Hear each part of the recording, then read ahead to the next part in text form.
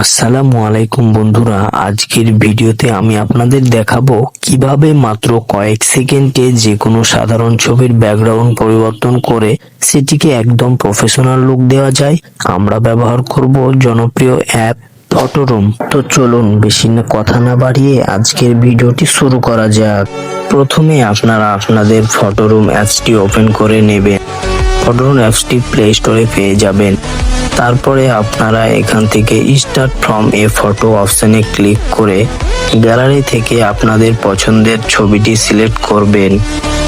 দেখুন, অ্যাপটি অটোমেটিক ছবির ব্যাকগ্রাউন্ড স্ক্যান করে রিমুভ করে দিচ্ছে। এটি খুব নিখুঁতভাবে কাজ করে।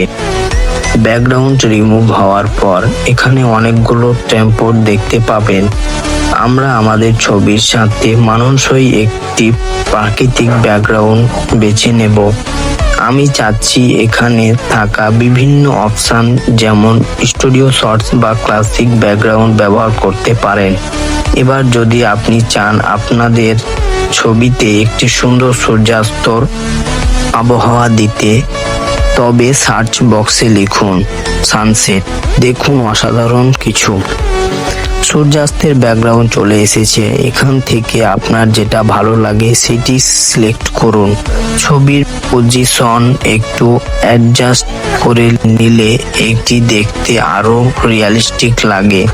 এডিটিং শেষ হলে নিচের সেভ বাটনে ক্লিক করুন। এরপর সেভ টু গ্যালারি দিলে আপনার এডিট করা ছবিটি গ্যালারিতে সেভ হয়ে যাবে। ভিডিওটি ভালো লাগলে লাইক দিন এবং এমন এডিটিং টিউটোরিয়াল পেতে চ্যানেলটি সাবস্ক্রাইব করে পাশে থাকুন।